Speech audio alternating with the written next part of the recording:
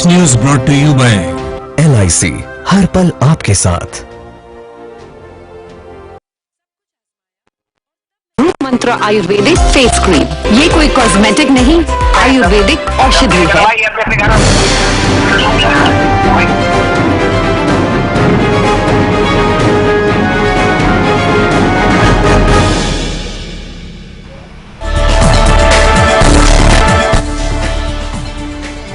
बांग्लादेश पहुंचे प्रधानमंत्री नरेंद्र मोदी का पीएम शेख हसीना ने किया स्वागत। एयरपोर्ट पर पीएम मोदी को दिया गया गार्ड ऑफ ऑनर। बांग्लादेश की आजादी की सालगिरह के जश्न में शामिल होंगे पीएम मोदी। उत्तर प्रदेश में पंचायत चुनाव को लेकर अधिसूचना जारी। प्रदेश में कुल 4 चरणों में मतदान, 2 मई को नतीजे घोषित। आयोग ने कहा चुनाव में गड़बड़ी फैलाने वालों के खिलाफ NSA की कार्रवाई की जाएगी। नए कृषि कानूनों के खिलाफ किसान संगठनों का आज भारत बंद। भारत बंद के मद्देनजर प्रदर्शनकारियों ने गाजीपुर बॉर्डर को किया बंद। किसानों की ओर से प्रदर्शन को शांतिपूर्ण रखने की अपील।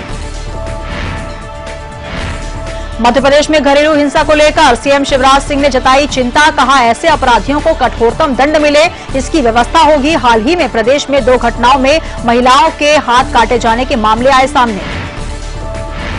खजुराहो को सीएम शिवराज सिंह चौहान ने दी सौगात। छत्रसाल कन्वेंशन सेंटर लोकार्पण और MICE रोड शो का किया शुभारंभ।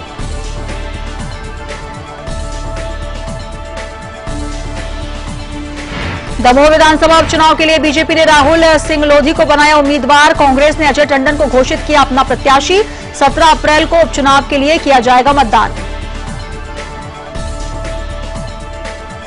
और मध्य प्रदेश में हर रोज बढ़ रहे कोरोना संक्रमण के मरीज। पिछले 24 घंटे में कोरोना के 1885 मरीज आए सामने। 9 लोगों की मौत। इंदौर में 584, भोपाल में 398, जबलपुर में 109 नए मामले सामने। नमस्कार, बुलेटिन में आपका स्वागत है। इस वक्त की तमाम बड़ी खबरों के साथ मैं हूं आपके साथ सुनीता पटेल।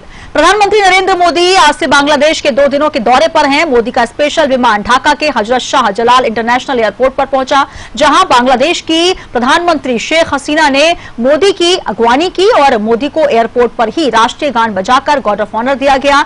यहां प्रधानमंत्री मोदी बांग्लादेश की आजादी के 50वीं वर्षगांठ के जश्न में शामिल होंगे। पीएम मोदी ने ढाका के राष्ट्रीय शहीद स्मारक पहुंचकर शहीदों को श्रद्धांजलि दी। साथ ही पीएम मोदी ने विजिटर बुक में अपना संदेश भी लिखा। प्रधानमंत्री मोदी 26 से 27 मार्च तक की अपनी 2 दिवसीय यात्रा के दौरान बांग्लादेश की प्रधानमंत्री शेख हसीना के साथ प्रतिनिधिमंडल स्तर की वार्ता भी करेंगे।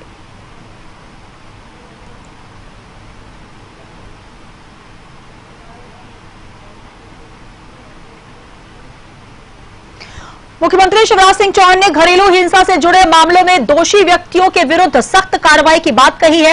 उन्होंने कहा कि ऐसे जघन्य अपराधों के लिए अपराधियों को कड़ी से कड़ी सजा कैसे मिले, इस संबंध में आवश्यक वैधानिक प्रावधान किए जाएंगे। मुख्यमंत्री ने कहा कि हाल ही में प्रदेश में 2 घटनाओं में महिलाओं के हाथ काटे जाने के मामले सामने आए थे। ये साधारण अपराध न होकर विश्वास की हत्या है, भयंकर अपराध है। पिछले 15 दिन में 3 ऐसी दुर्भाग्यपूर्ण घटना हुई है जिन्होंने मुझे झकझोर दिया है, अंदर से हिला दिया है। 3 बहनों के 15 दिनों में हाथ काटे गए, पति ने काटे। ये घरेलू हिंसा का मामला बेहद गंभीर है और मुझे लगता है कि आज भी बहनें कहाँ स्वतंत्र हैं। मैंने इन मामलों को बहुत गंभीरता से लिया है। आज DGP को मैंने निर्देश दिया है कि चिन्हित अपराध मान के जिन्होंने हाथ काटे हैं उनको जल्द से जल्द सजा मिले, फास्ट ट्रैक कोर्ट में सुनवाई हो। लेकिन ये मामला तब और गंभीर हो जाता है अगर और कोई हमला करे तो अपराध है, लेकिन पति अगर हाथ काटे। लेकिन घरेलू हिंसा के इस जघन्य मामले पर आज मैंने निर्देश दिए कि और कड़ा कानून बनाया जाए। मैं साधारण अपराधों की तरह ऐसे मामले नहीं ले सकता। उत्तर प्रदेश में गांव की सरकार बनाने का इंतजार समाप्त हो गया। प्रदेश में पंचायत चुनाव की तारीख को लेकर चुनाव आयोग ने घोषणा कर दी है। यूपी में पंचायत चुनाव 4 चरणों में होंगे। 15, 19, 26, 29 अप्रैल को वोट डाले जाएंगे, जबकि 2 मई को नतीजे आएंगे। चुनाव आयोग ने प्रेस कॉन्फ्रेंस कर यूपी पंचायत चुनाव की अधिसूचना जारी की। पंचायती राज विभाग ने सीटवार आरक्षण का काम पूरा कर लिया है और इसकी लिस्ट भी जारी कर दी गई है। यूपी पंचायत चुनाव के पहले चरण के लिए उम्मीदवारों का नामांकन 3 और 4 अप्रैल को होगा। दूसरे चरण का नामांकन 7 और 8 अप्रैल को होगा। तीसरे चरण का 13 और 15 अप्रैल को, जबकि चौथे और आखिरी चरण का नामांकन 17 और 18 अप्रैल को होगा। 4 चरणों में ये चुनाव किए 4 चरणों में इस बार ब्लॉकवार नहीं करके हम लोग चुनाव जनपदवार करते। पहले फेज में 18 जिले हैं, दूसरे में 19 जिले हैं, तीसरे में 20 जिले हैं, चौथे में 18 जिले। इन जिलों का मतदान एक दिन में समाप्त। हाँ, दूसरे में पहले चरण का मतदान जो है वो 15 अप्रैल को होगा, दूसरे चरण का 19 को होगा, तीसरे चरण का 26 को होगा, 26 अप्रैल को। ये सभी अप्रैल हैं, ये 15 अप्रैल, 19 अप्रैल, 26 अप्रैल और चौथे चरण का 29 अप्रैल को होगा। और मतगणना अगले महीने यानी मई महीने में 2 तारीख से प्रारंभ होगा। खेरमाई स्पोर्ट्स क्लब की ओर से मंडला के लफड़ा गांव में रात्रिकालीन क्रिकेट टूर्नामेंट का आयोजन किया गया। 5 मार्च से चल रहे इस टूर्नामेंट में 26 मार्च को सुपर लीग मैच खेला गया। इस मौके पर टूर्नामेंट में मुख्य अतिथि के रूप में एसडीओपी अश्विनी कुमार, डिजियाना समूह के मंडला ब्यूरो नितिन चौधरी और टीआई राजेंद्र बर्मन शामिल हुए। उन्होंने खिलाड़ियों का हौसला बढ़ाते हुए उन्हें उज्जवल भविष्य की शुभकामनाएं प्रदान की और इसके साथ ही मुख्य अतिथियों ने ग्रामीण स्तर पर इस टूर्नामेंट के आयोजन को लेकर समिति की सराहना की। डेफिनेटली लफड़ा जैसे ग्राम पे, यहाँ पर ग्रामीण अंचल पे सीमित संसाधनों में इस तरह का आयोजन काबिल तारीफ है। इस तरह की लाइटिंग है, पिच सजाया गया है और यहाँ पर बहुत दूर दूर अंचल से टीमें आई हुई। उनका परफॉर्मेंस देख के लगता ही नहीं कि ये ग्रामीण टीमें हैं। इस तरह का आयोजन डेफिनेटली यहाँ से प्रतिभाएं निकल कर बाहर जाएंगी और ये प्रतिभाएं डेफिनेटली यहाँ इस क्षेत्र को नाम रोशन करेंगे और इस आयोजन के लिए बहुत बहुत बधाइयाँ। कोरोना के बढ़ते मामलों को लेकर इंदौर क्राइसिस मैनेजमेंट कमेटी की बैठक हुई, जिसमें कई महत्वपूर्ण निर्णय लिए गए। इंदौर में अब बाजार रात 10 बजे की जगह 9 बजे से बंद हो जाएंगे। वहीं धर्म स्थलों को श्रद्धालुओं के लिए आगामी आदेश तक बंद किया गया है। इंदौर में रविवार को होने वाले लॉकडाउन के साथ सोमवार को होली पर भी अनावश्यक आवाजाही पर प्रतिबंध होगा। केवल इमरजेंसी मामले में ही छूट दी गई है। धार्मिक कार्यक्रमों पर भी रोक रहेगी। इसके अलावा शादी समारोह में 50 लोग और शव यात्रा में 20 से ज्यादा लोग शामिल नहीं हो सकेंगे। इसको रोकने के लिए कुछ एक्टिविटीज को अभी कंट्रोल करना होगा। सबसे पहला कि रात में 9 बजे, जो अभी 10 बजे सब दुकानें अभी व्यवसायिक संस्थान बंद करने का निर्णय हुआ था, उसमें क्राइसिस मैनेजमेंट ग्रुप का यह मत था कि 8 बजे की बजाय 9 बजे से बंद किया जाए। होटल्स में टेक अवे रहेगा। दिन भर होटल्स में बैठ के खाना नहीं खाया जा सकेगा। टेक अवे डायरेक्ट दे सकेंगे वो, किंतु 9 बजे होटल का रेस्टोरेंट पार्ट बंद हो जाएगा, जो रेस्टोरेंट वाला हिस्सा रहता है, और उनकी किचन चालू रहेंगे और एक काउंटर से वो टेक अवे 10 बजे तक दे सकेंगे। अखिल भारतीय विद्यार्थी परिषद इकाई कोटमा ने छात्रों की समस्याओं को लेकर महाविद्यालय में ताला बंद कर विद्यार्थी परिषद ने पहले 22 सूत्रीय ज्ञापन समस्याओं के समाधान के लिए दिया था। समय अवधि पूरी हो जाने पर भी कॉलेज प्रबंधन द्वारा कोई ठोस कदम नहीं उठाया गया। शुद्ध पेयजल, स्वच्छता, एनसीसी सहित 22 सूत्रीय समस्याओं पर कोई ध्यान नहीं दिया गया। एमएम कॉलेज कोटमा में तालाबंदी कर विरोध प्रदर्शन किया गया। को लेकर प्रचारों ज्ञापन सौंपा गया और अगर तो परिषद उग्र आंदोलन करेगी और जल्द से जल्द जैसा आश्वासन दिया है कि हम जल्द से जल्द कार्रवाई करेंगे और कार्रवाई नहीं होती है आपसे बता चुका हूँ कि परिषद बहुत जल्द उग्र इसमें कार्रवाई करेगी। उत्तर प्रदेश के देवरिया जनपद में पंचायत चुनाव को लेकर एक दिलचस्प तस्वीर सामने आई। ग्राम प्रधान का चुनाव लड़ने के लिए एक व्यक्ति जो सामान्य वर्ग से आता है, उसने आरक्षण में सीट बदलने पर ओबीसी लड़की से शादी कर ली और चुनाव की तैयारी में जुट गया। मामला देवरिया जनपद के तरकुलवा ब्लॉक के नारायणपुर गांव का है, जहां के रहने वाले सरफराज सामान्य वर्ग से आते हैं। आपको बता दें कि 2015 के ग्राम चुनाव प्रधान नारायणपुर सामान्य सीट थी और महज 27 वोटों से चुनाव हार गए थे। इस बार सरफराज का गांव का चयन ओबीसी कोटे में हो गया। से मांगा फेसबुक के माध्यम से कि मैं अपने बेटे की शादी करूंगा, जिससे मुझे कुशीनगर जिले से एक रिश्ता मिल गया। तो मैंने बच्चे की शादी निकाह सगाई 3 दिन पहले कुछ फाइनल में कर दिया और 2 दिन पहले परसों रात को मैं अपने घर पे बच्चे का निकाह शादी धूमधाम से कर दिया। चुनाव लड़ने की शादी आपने की? जी, तो ओबीसी सीट हो जाने से ये मेरी बहू आएगी, चुनाव लड़ लेगी, इसीलिए मैंने शादी कर दिया और मेरी बहू भी मिल जाएगी। मुझे बहू चाहिए था, लड़का है तो इसके लिए मैंने शादी कर लिया। आरक्षण सूची आई, उसमें ओबीसी सीट आया, जिससे हम चुनाव लड़ने से वंचित हो रहे थे। हमारे दुख सुख के साथ ही हमारे ग्राम सभा के लोगों ने कहा कि आपको किसी भी तरह चुनाव लड़ना है, तो हमने पिताजी से कहा कि हमारी शादी ओबीसी में कर दी जाए, क्योंकि हम 21वीं सदी के पढ़े लिखे युवा हैं और हम जात पात पे विश्वास नहीं करते। हमारा एक ही जात है और हम एक ही जात पे विश्वास करते हैं और वो है समाज और समाज की सेवा करना। किसान संयुक्त मोर्चा के भारत बंद के आह्वान के बाद शामली में भारतीय किसान यूनियन के सैकड़ों कार्यकर्ताओं ने दिल्ली यमुनोत्री हाईवे पर जाम लगा दिया। चक्का जाम को लेकर पुलिस और किसानों में नोकझोंक भी हुई। किसानों ने अपनी मांगों को लेकर उप जिलाधिकारी को ज्ञापन सौंपा। आपको बता दें कि किसान संयुक्त मोर्चा ने 26 मार्च को भारत बंद का आह्वान किया था। गिरा होगा, कई राजनीतिक पार्टी के तंबू भी लग रहे होंगे या कई राजनीतिक लोग हैं यहाँ झंडे लेके बैठे होंगे और आदमी किसान है। ये सरकार का प्रोपेगेंडा है, कभी खालिस्तानी बताते हैं, कभी पाकिस्तानी बताते हैं और कभी कहते हैं कि राजनीतिक है। सब किसान है। जब किसान और मजदूर की बात मानने प्रधानमंत्री जी करते हैं तो सब किसान नहीं होता। बता के देशव्यापी आंदोलन किसानों का जो है चला हुआ है। दिल्ली के 4 बॉर्डरों में 5 बॉर्डरों में किसान जो है विभिन्न प्रदेशों का जो है पूरे देश का वहाँ बढ़ा हुआ है और उसमें 250 से ज्यादा हमारे किसान भाई वहाँ शहीद हो चुके। उसके बावजूद केंद्र सरकार की तरफ से कोई सुनवाई नहीं है।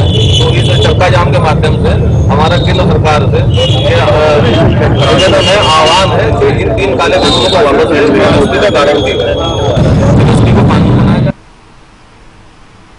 रायपुर में नशे के कारोबारियों के खिलाफ पुलिस प्रशासन सख्ती से कार्रवाई कर रहा है। टाटीबंद क्षेत्र में आरोपी अपने घर में कच्ची शराब बनाकर आसपास के इलाकों में बेचा करते थे और पुलिस की इस बात की सूचना मिलते ही तुरंत कार्रवाई कर आरोपी को गिरफ्तार भी किया। आरोपी से 65 लीटर कच्ची शराब सहित 8 लीटर तैयार शराब बरामद की गई है।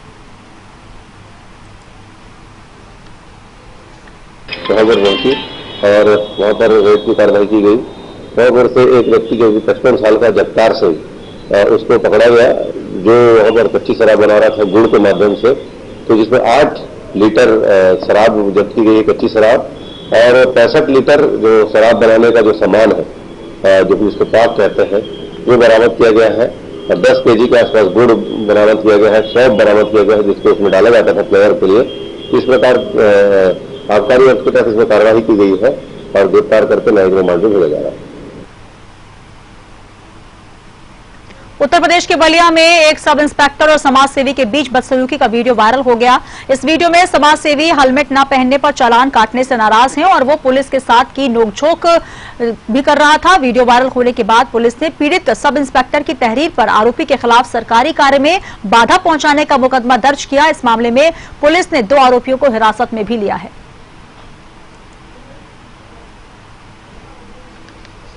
इस पर पुलिस के द्वारा उनके खिलाफ मुकदमा दर्ज हुआ है और एक वीडियो भी पुलिस के पास मौजूद है जिसके आधार पर अभियुक्तों की नामजदगी की गई है।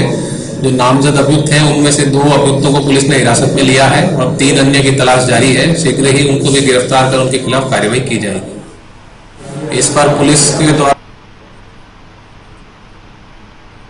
कोटमा आंगनबाड़ी कार्यकर्ता और सहायिकाओं ने तहसीलदार को प्रधानमंत्री और मुख्यमंत्री के नाम ज्ञापन सौंपा। उनकी मांग है कि पोषण ट्रैकर मोबाइल एप्लीकेशन के नियम को निरस्त किया जाए, साथ ही सभी के काटे गए मानदेय को वापस लिया जाए। आंगनबाड़ी कार्यकर्ताओं के मुताबिक जो मानदेय उन्हें मिलता है उससे गुजर बसर मुश्किल से हो पाता है। ऐसे में मानदेय में कटौती से उन्हें परेशानी हो रही है। आंगनबाड़ी कार्यकर्ताओं को भी कुछ समस्याएं हैं और नया जो ट्रैक सिस्टम लागू किया गया है मोबाइल से संबंधित समस्याओं को उनके द्वारा ज्ञापन किया गया है माननीय प्रधानमंत्री माननीय मुख्यमंत्री।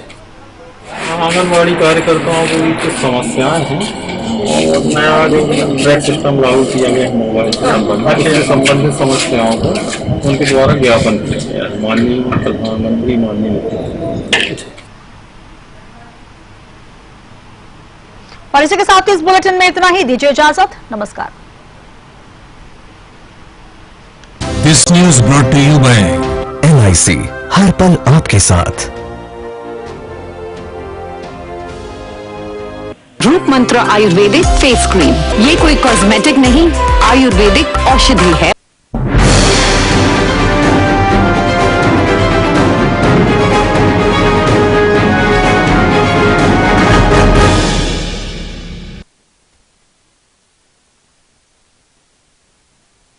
जीवन बीमा द्वारा बचत क्यों करें?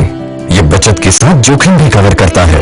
ये कंपल्सरी और सिस्टमैटिक सेविंग्स के साथ बचत प्रदान करते होंगे।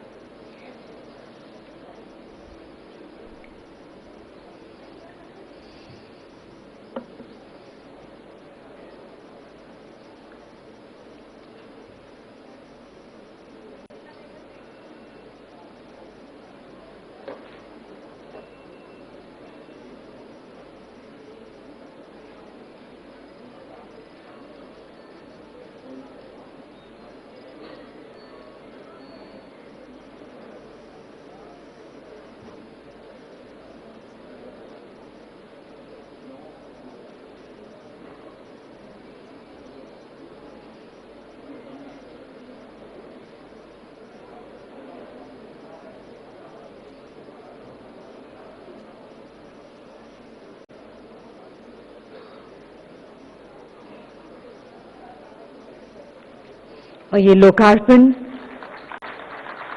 फाउंडेशन स्टोन का, कन्वेंशन सेंटर का उद्घाटन।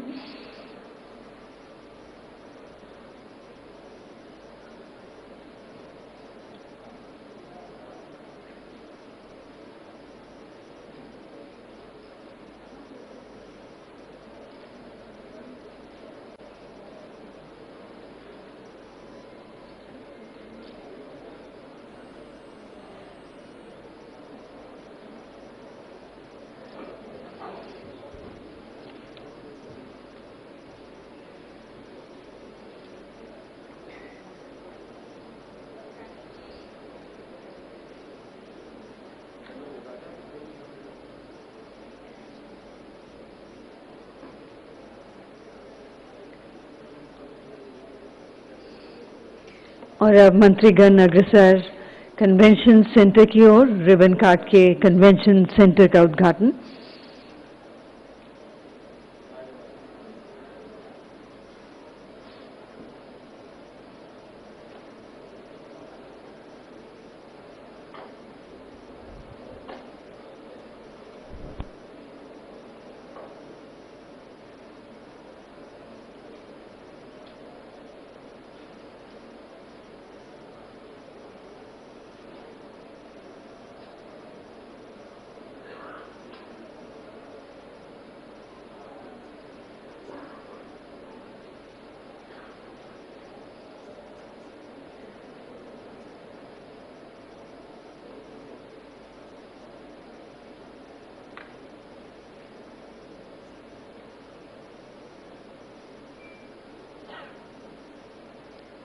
और ये रिबन काट के उद्घाटन छत्रसल कन्वेंशन सेंटर का माननीय मुख्यमंत्री द्वारा, जोरदार तालियां।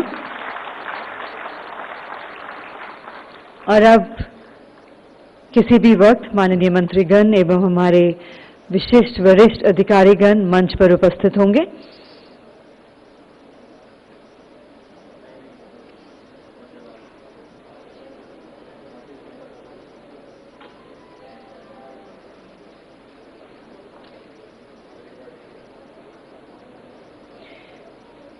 और जोरदार तालियों के साथ स्वागत कीजिए माननीय मुख्य अतिथि श्री शिवराज सिंह चौहान जी का, माननीय मुख्यमंत्री मध्य प्रदेश। आपसे निवेदन है सर, कृपया दीप प्रज्वलन कर आज के कार्यक्रम की शुरुआत करें।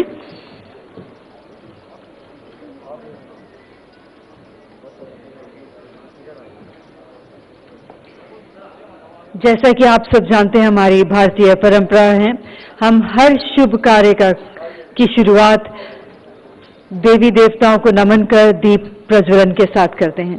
तो आज के इस शुभ कार्य की भी शुरुआत माननीय मुख्यमंत्री मध्य प्रदेश द्वारा, उनके साथ साथ श्री प्रहलाद सिंह पटेल जी, माननीय मंत्री पर्यटन एवं संस्कृति,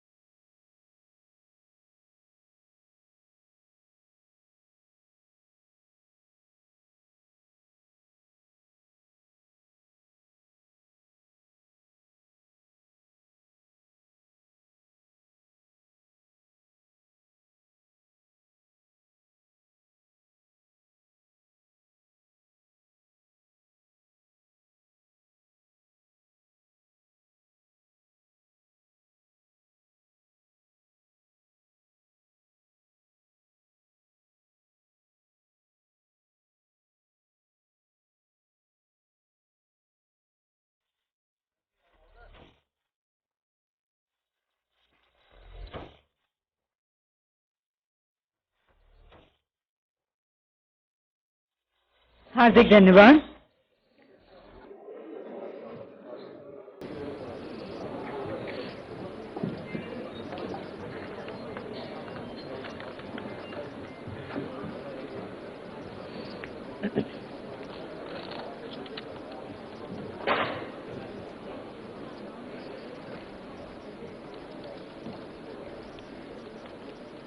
Namaskar and good afternoon. माननीय मुख्य अतिथि श्री शिवराज सिंह चौहान, माननीय मुख्यमंत्री मध्य प्रदेश, श्री प्रहलाद सिंह पटेल, माननीय मंत्री पर्यटन एवं संस्कृति, स्वतंत्र प्रभार भारत सरकार, मंच पर उपस्थित माननीय मंत्रीगण, गणमान्य वरिष्ठ अधिकारीगण, विशिष्ट अतिथिगण, देवियों सज्जनों, प्रेस एवं मीडिया के सदस्य, आप सभी का मध्य प्रदेश की इस पर्यटन नगरी खजुराहो में meet in India road show के उद्घाटन सत्र में हार्दिक स्वागत है। और आज के इस उद्घाटन सत्र की शुरुआत करेंगे सुश्री रुपिंदर बरार, अतिरिक्त महानिदेशक पर्यटन भारत सरकार के स्वागत भाषण के साथ। आपको आमंत्रित करना चाहूंगी और जोरदार तालियों के साथ स्वागत कीजिए।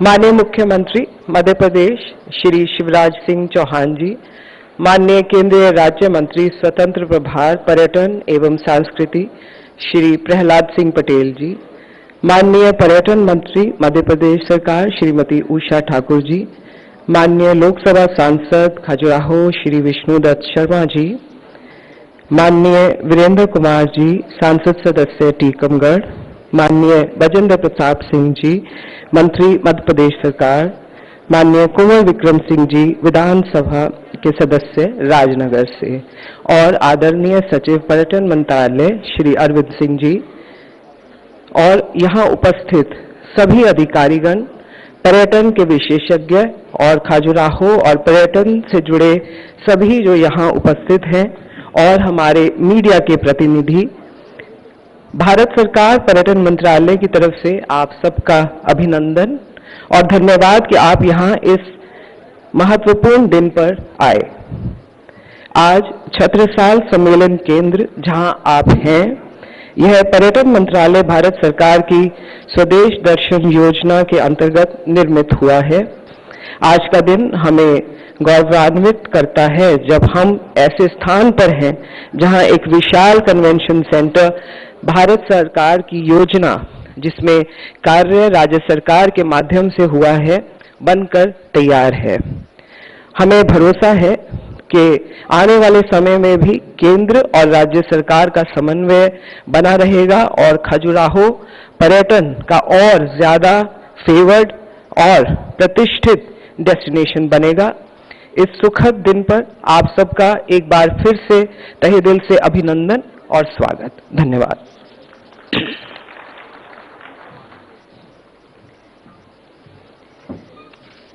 हार्दिक धन्यवाद।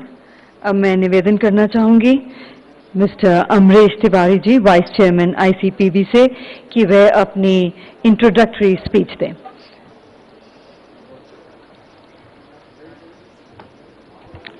नमस्कार। प्रदेश के लोकप्रिय एवं यशस्वी मुख्यमंत्री श्री शिवराज सिंह जी चौहान एवं भारतीय पर्यटन के मार्गदर्शक केंद्रीय मंत्री केंद्रीय पर्यटन एवं राज्य संस्कृति मंत्री श्री प्रहलाद सिंह जी पटेल जी, सुश्री उषा ठाकुर जी एवं मंच पर विराजमान समस्त अतिथिगण और सभी जगह से आए हुए, संपूर्ण देश से आए हुए सभी डेलीगेट्स का मैं तहे दिल से स्वागत करता हूं। मेरे साथी एवं सभी अतिथिगण जो यहाँ पर उपलब्ध हैं, जैसा कि आपको विदित है कि माइस की सबसे बड़ी विशेषता यह है कि यह देश विदेश के प्रतिनिधियों को एक स्थान पर एक साथ विचार विमर्श करने के लिए न सिर्फ अवसर प्रदान करता है, अपितु सभी सदस्यगण अपनी भाषा, विचारधारा, संस्कृति का आदान प्रदान भी करते हैं तथा स्थानीय संस्कृति व सभ्यता से काफी कुछ सीखते हैं।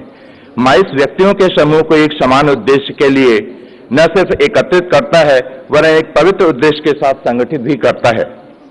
बैठकों, सम्मेलनों के आयोजन से प्रत्यक्ष एवं अप्रत्यक्ष रोजगार के अनेकों नेक अवसर निर्मित होते हैं।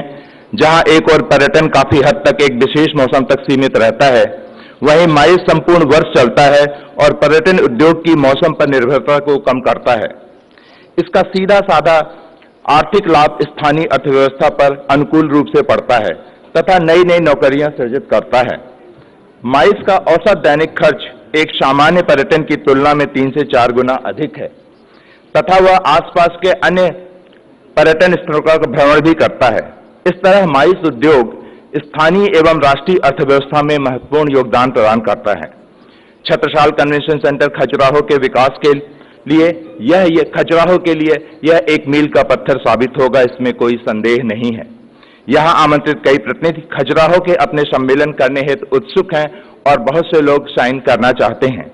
मैं माननीय मुख्यमंत्री जी एवं पर्यटन राज्य मंत्री जी से अनुरोध करता हूं कि वे खजुराहो के लिए विमान सेवा शीघ्र नियमित रूप से शुरू करवाएं तथा राजधानी एक्सप्रेस की तर्ज पर फास्ट एंड शीघ्र चलवाने की कृपा करें।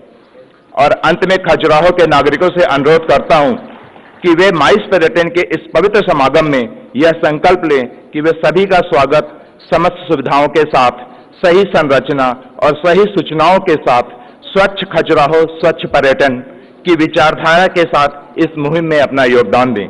अंत में मैं इंडिया कन्वेंशन प्रमोशन ब्यूरो की तरफ से आप सभी की गरिमा में उपस्थिति के लिए अंतःस्थल की अतल गहराइयों से हार्दिक आभार व्यक्त करता हूं। धन्यवाद। जय हिंद। हार्दिक धन्यवाद। और अब निवेदन है माननीय मुख्यमंत्री जी से, श्री शिवराज सिंह चौहान, माननीय मुख्यमंत्री मध्य प्रदेश से, कि वह आईसीपीबी का स्टेट चैप्टर रिमोट का बटन दबाकर लॉन्च करें।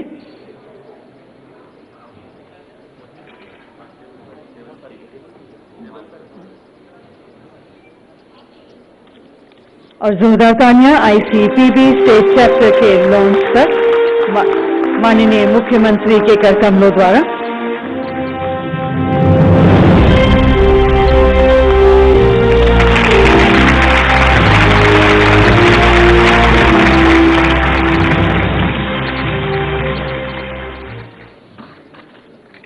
We also have a hard copy of the brochure.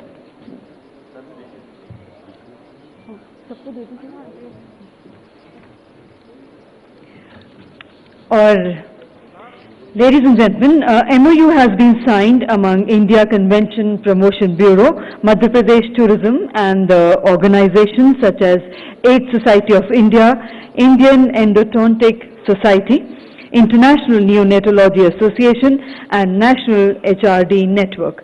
I would now request for the MOU exchange in front of the stage.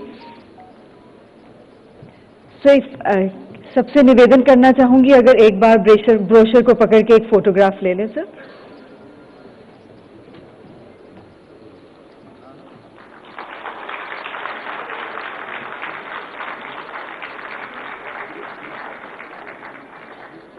और अब एमओयू साइनिंग के लिए आमंत्रित करना चाहेंगे mister B B Dash, director ministry of tourism, mister Girish Kwatra, honorary secretary ICPB, Mr. Amresh Tiwari, Vice Chairman ICPB, Ms. Madhu Dubey, Executive Director ICPB, Shri Shivshekhar Shukla, Principal Secretary, Ministry of Tourism, AIDS Society of India से Dr. Gilada, Indian Endodontic Society से Dr. Miglani, International Neonatology Association से Dr. Ashok Gupta एवं National HRD Network से Mr. Dhananjay Singh।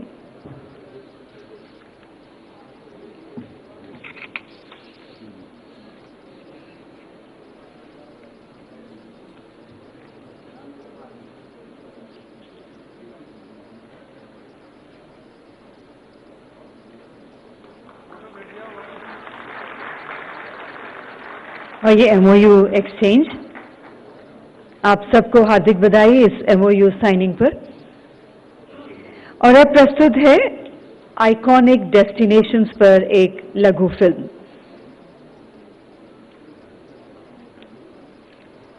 The Ministry of Tourism, Government of India, has identified 19 different sites to be developed as iconic tourist destinations in the country. Khajuraho being one of them. The Tourism Ministry, along with Madhya Pradesh government, envisions a holistic development plan to realize the tourist and heritage potential in Khajuraho through appropriate intervention and develop it into an iconic tourist destination. The Khajuraho monuments, consisting of Hindu and Jain temples, built by the Chandela dynasty during 10th and 11th century, are rare surviving examples displaying the high quality of Nagra style temple architecture and are inscribed as a UNESCO World Heritage Site. Of the surviving temples, the Kandaria Mahadev temple is decorated with intricate details, symbolism and expressiveness of ancient Indian art. Khajuraho annually attracts around 3 to 4 lakh tourists, many of them domestic. However, poor connectivity and lack of a complete tourist experience has meant a decline in activity in the recent years, with as much as a 40% decline in foreign tourists. The number of domestic tourists visiting the site has also only increased marginally. Ministry of Tourism aims to develop the core site as a holistic tourist destination for all age groups. The broad vision of the intervention in Khajuraho is to reverse the decline in tourist activity by creation of an attractive, walkable, mixed-use tourism environment with attractions that appeal to cultural tourists. Further tourist hooks have been envisioned to engage visitors by creating a broader tourist environment by linking nearby locations such as Panna Reserve, Rane Falls, Katni Dam, Rajgarh Palace and so on. The current site at Khajuraho lacks a tourist-centric character and walkability and suffers from an unstructured network of linkages that causes a disconnect between a visitor and the site. By improving linkages and creating new pedestrian routes within the site, we hope to ensure smooth tourist flow. By centering all major activities along a central spine in the vicinity of the western group of temples, we aim to rebrand the site as a mix of culturally rich monuments and add activities for tourists that keep them engaged. The development proposals include redevelopment of the bus stand and additional parking facilities, tourist facilitation center, interpretation and community center, facade redevelopment of existing structures, rejuvenation of existing water bodies, streetscape development. A comprehensive master plan for the development of Khajuraho group of monuments is the need of the hour for complete tourism experience and sustainable tourism development of the destination. Thank you. और अब निवेदन है Shri Shiv Shekhar Shukla ji, principal secretary department of tourism, government of Madhya Pradesh से, कि वह सभा को संबोधित करते हुए कुछ शब्द कहें। महाराजा छत्रसाल कन्वेंशन सेंटर के इस शुभारंभ और लोकार्पण के अवसर पर बहुत कृपापूर्वक पधारे हुए आज के कार्यक्रम के मुख्य अतिथि मध्य प्रदेश के माननीय मुख्यमंत्री जी श्री शिवराज सिंह चौहान जी, सर वो लगा रहे हैं, चेयर लगा रहे हैं। मैं निवेदन करूंगा माननीय सांसद जी पुष्पेंद्र जी से कि आप कृपया डैश पे पधारें।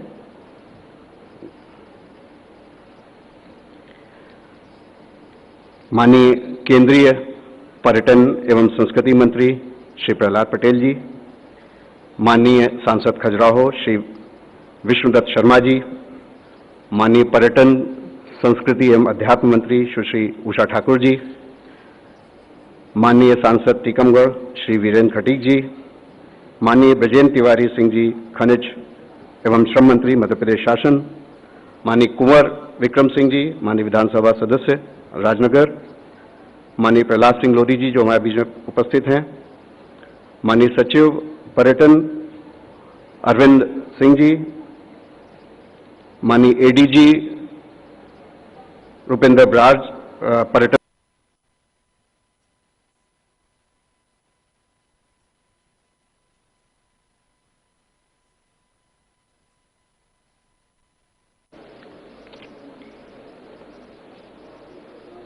कन्वेंशन सेंटर की यह सौगात मिली है जो कि खजुराहो को पर्यटन की दिशा में बहुत तेजी से आगे करने में बहुत मददगार साबित होगी।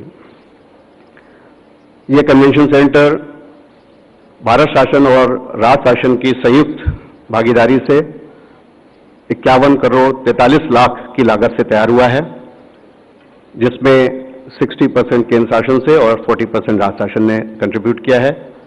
और बहुत ही अत्याधुनिक सुविधाओं से सुसज्जित ये कन्वेंशन सेंटर है। ये बहुत बड़ा हॉल जो हम देख रहे हैं, ये पहला कन्वेंशन सेंटर है मध्य प्रदेश का, और शायद पूरे देश में भी ऐसा शायद ही होगा, जहां पर इस हॉल को हम 5 अलग अलग भागों में कोलैप्सिबल कॉरिडोर्स बना करके उसको हम विभाजित कर सकते हैं अपनी नीड के हिसाब से। उसके अलावा यहाँ पे जितना भी अत्याधुनिक तकनीक से कोई भी कन्वेंशन सेंटर सुसज्जित हो सकता है, वो सभी यहाँ पर इस पे लगाई गई हैं। इन्वायरमेंट फ्रेंडली बिल्डिंग बनाई गई है ग्रीन बिल्डिंग के कंसेप्ट पे, और यहाँ का HVAC, LED, air cooling, air conditioning system, ये सभी बहुत ही एनर्जी एफिशिएंट यहाँ पर लगाए गए हैं। CCTV, surveillance, barrier free ramp और वो सारी व्यवस्थाएं, बिजनेस सेंटर एक अत्याधुनिक यहाँ पर बनाया गया है। इसके अलावा 3 अलग से मीटिंग रूम्स भी यहाँ पर हैं साइड मीटिंग्स के लिए, जो किसी भी बड़े कॉन्फ्रेंस या कन्वेंशन को खजुराहो में आयोजित करने के लिए एक मील का पत्थर साबित होंगे। मैं राज्य शासन की ओर से केंद्रीय पर्यटन मंत्री जी और सचिव महोदय जो यहाँ पधारे हुए हैं, मैं उनको बहुत हृदय से धन्यवाद देता हूँ कि इस प्रकार की सौगात इस योजना के तहत मध्य प्रदेश को मिली है। मध्य प्रदेश राज्य पर्यटन विकास निगम ने बहुत ही रिकॉर्ड समय में बहुत तेजी से इस काम को किया है और बहुत ही अच्छी क्वालिटी का काम किया है। मैं ये भी शेयर करना चाहूँगा, जो इसकी कंस्ट्रक्शन एजेंसी है वो मध्य प्रदेश के ही हैं, भोपाल के ही हैं, VG इंफ्राटेक कंपनी है। उनका नाम लेना भी मैं उचित समझता हूँ, क्योंकि बहुत ही उच्च स्तरीय काम यहाँ पर हमें देखने को मिला है।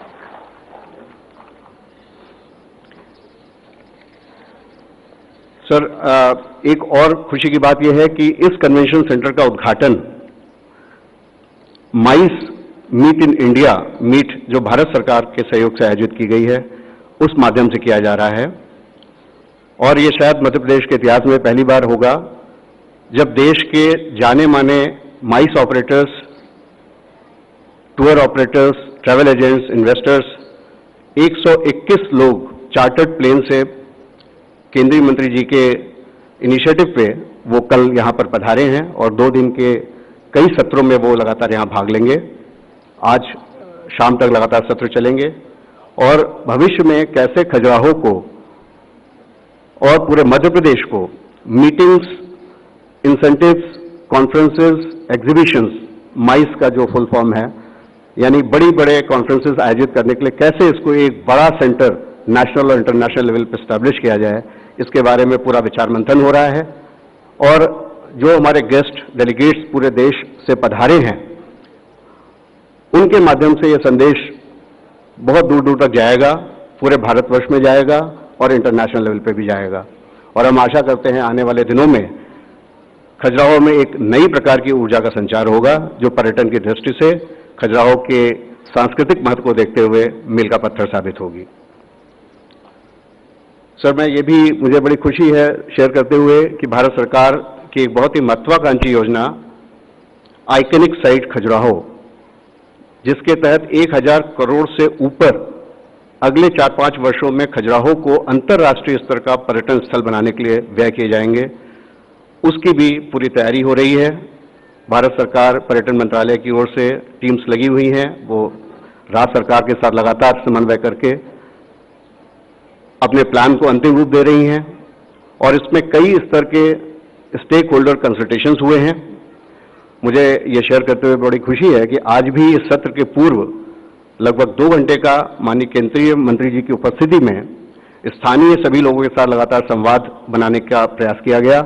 उनकी अपेक्षाएं, उनकी क्या आशाएं हैं, भविष्य में खजुराहो को किस रूप में देखना चाहते हैं, उनकी क्या भागीदारी होगी और पर्यटन में किस प्रकार से उनकी भागीदारी सुनिश्चित करके यहाँ का लोगों का आर्थिक स्तर और कैसे रोजगार को बढ़ावा दिया जाए, इन सब महत्वपूर्ण बिंदुओं पे इस आइकनिक साइट परियोजना के माध्यम से बहुत गहन विचार विमर्श हुआ है और उसकी बहुत सारी फाइंडिंग्स आई हैं, जिसको हमारे भारत सरकार ने जो कंसल्टेंट नियुक्त किए हैं वो अपने मास्टर प्लान में उसका समायोजन करेंगे।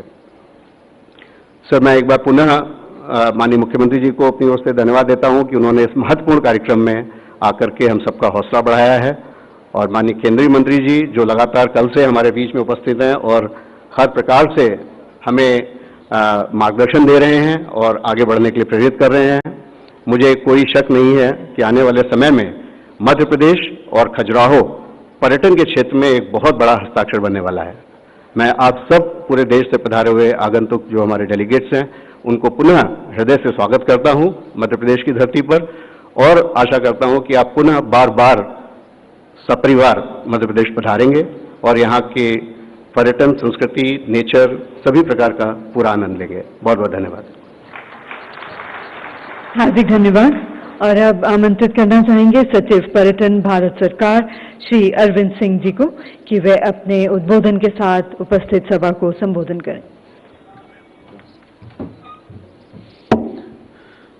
मध्य प्रदेश के लोकप्रिय मुख्यमंत्री आदरणीय श्री शिवराज सिंह चौहान जी, हमारे पर्यटन विभाग के केंद्र सरकार में मंत्री श्री प्रहलाद पटेल जी, मंच पर विराजमान, मंच पर उपस्थित सब सम्मानीय मंत्रीगण, लोकसभा सदस्य, सांसद, विधानसभा के सदस्य और आईसीपीबी के सब पदाधिकारी, मेरे सहकारी, मध्य प्रदेश शासन के अधिकारी और आज यहां भारत में विभिन्न भागों से आए हुए और विशेषकर कल दिल्ली से आए जो महत्वपूर्ण टूर ऑपरेटर्स इस सम्मेलन के लिए आए हैं, सबका मैं स्वागत करता हूं।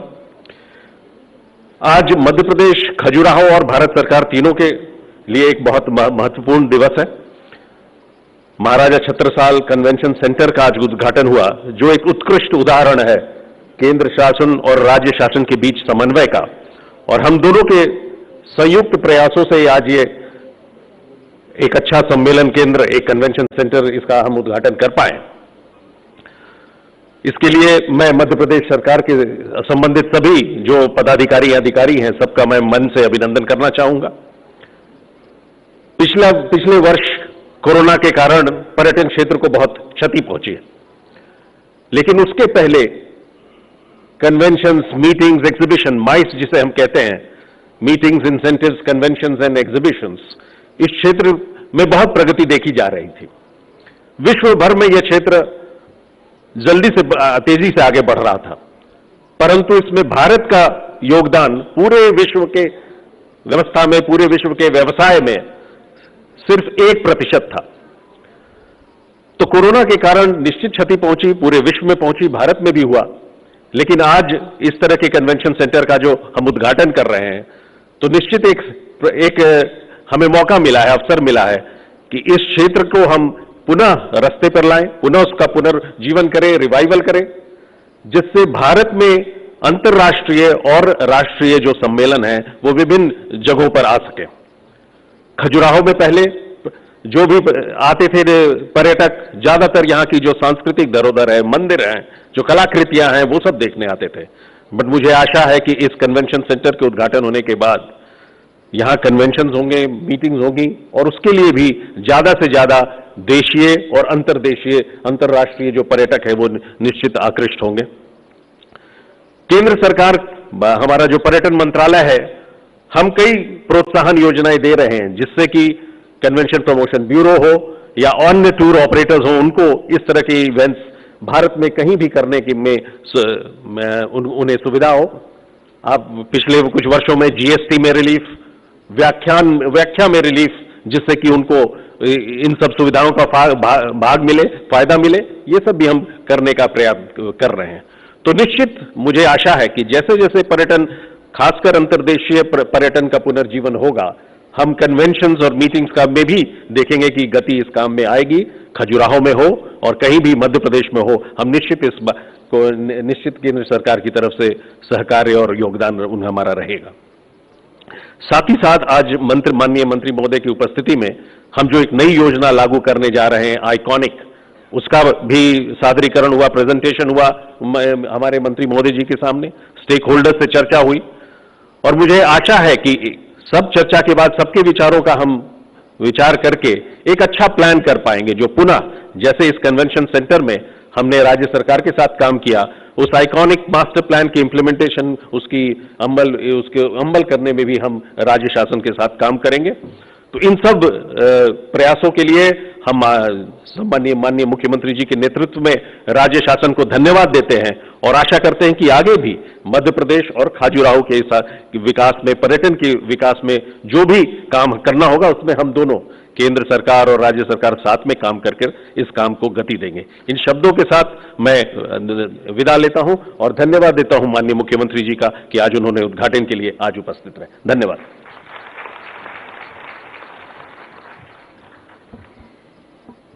हार्दिक धन्यवाद।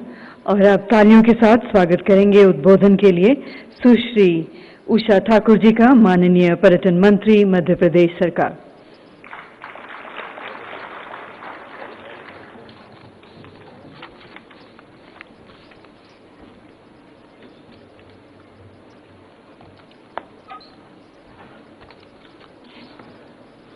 मंच पर विराजमान मध्य प्रदेश के जननायक भाई शिवराज सिंह जी चौहान जी, माननीय केंद्रीय मंत्री भाई प्रहलाद पटेल जी, माननीय सांसद प्रदेश अध्यक्ष वीडी शर्मा जी, सांसद वीरेंद्र सिंह जी, सांसद पुष्पेंद्र सिंह जी, मंत्री भाई ब्रजेंद्र सिंह जी और समस्त पदाधिकारी जो केंद्र से पधारे, अमरीश जी, अरविंद जी, शेखर जी, समस्त भाइयों बहनों, आपको प्रणाम करती हूं और खजुराहो की इस पावन धरती पर देश के विभिन्न स्थानों से आए आप सबका कोटि कोटि अभिनंदन करती हूं।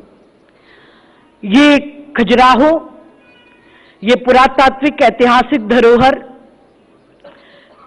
पर्यटन के नवाचार माइल्स के माध्यम से अपना कीर्तिमान स्थापित करेगी और रोजगार के क्षेत्र में बढ़ोतरी करते हुए मील का पत्थर साबित होगी खजुराहो के विकास में। खजुराहो सिर्फ चंदेलों की गौरव गाथा नहीं गाता, यहां पत्थर पर गिरा हुआ भारतीय दर्शन संपूर्ण विश्व को आकृष्ट करता है, क्योंकि यदि इसके बाह्य चित्रकारी पर आप जाएं तो पाश्चात्य विचारों से अभिभूत लोग किसी दिशा भ्रम को प्राप्त कर सकते हैं, लेकिन ये जो दर्शन है यहाँ का, ये बाह्य जगत से अंतर जगत की यात्रा और भारतीय मूल सिद्धांत अर्थ धर्म काम मोक्ष को प्रेरित करते हैं।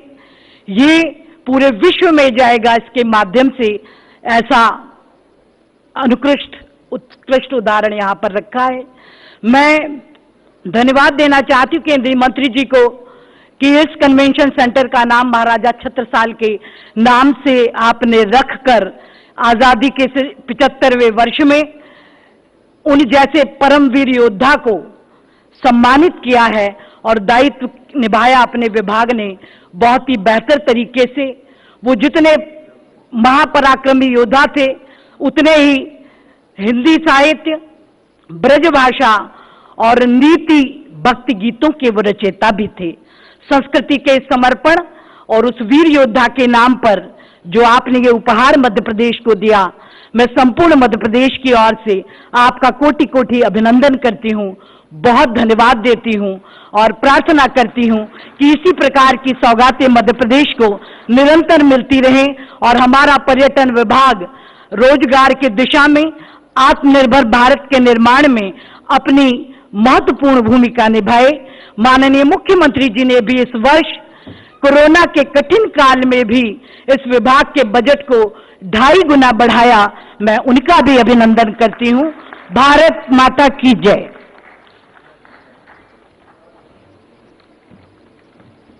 हार्दिक धन्यवाद। और देवीय सज्जनों, ये हमारा सौभाग्य है कि हमारे साथ मंच पर आज इस उद्घाटन सत्र में उपस्थित हैं खजुराहो के माननीय सांसद श्री विष्णुदत्त शर्मा जी, और जोरदार तालियों के साथ उनका स्वागत करते हैं उनके उद्बोधन के लिए।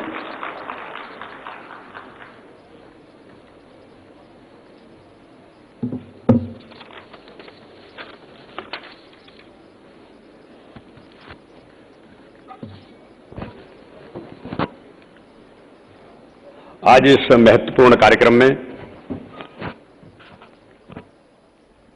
हमारे बीच उपस्थित मध्य प्रदेश के हमारे लोकप्रिय और यशस्वी मुख्यमंत्री आदरणीय शिवराज सिंह चौहान जी,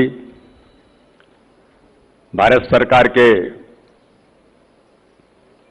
टूरिज्म मिनिस्टर आदरणीय प्रहलाद पटेल जी, मध्य प्रदेश की पर्यटन मंत्री सुश्री उषा ठाकुर जी, टीकमगढ़ के हमारे लोकप्रिय सांसद आदरणीय वीरेंद्र कुमार जी, मध्य प्रदेश सरकार में हमारे मंत्री आदरणीय ब्रजेंद्र प्रताप सिंह जी, उत्तर प्रदेश के हमारे पड़ोसी और वहां के सांसद महोबा के आदरणीय पुष्पेंद्र चंदेल जी, हमारे इस विधानसभा के राजनगर के विधायक श्रीमान विक्रम सिंह जी,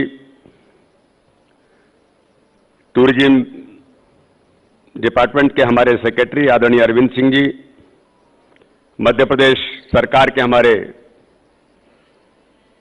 टूरिज्म के हमारे डायरेक्टर आदरणीय शिवशेखर शुक्ला जी, अमरेश तिवारी जी, और आज इस अवसर पर यहां पर उपस्थित हमारे विधायक आदरणीय प्रहलाद लोधी जी, राजेश प्रजापति जी, प्रद्युम्न लोधी जी, हमारे यहां के वरिष्ठ नेता अरविंद पटेरिया जी, श्रीमती ललिता यादव जी, उमेश शुक्ला जी, रेखा यादव जी और उपस्थित यहां पर सभी आज इस अवसर पर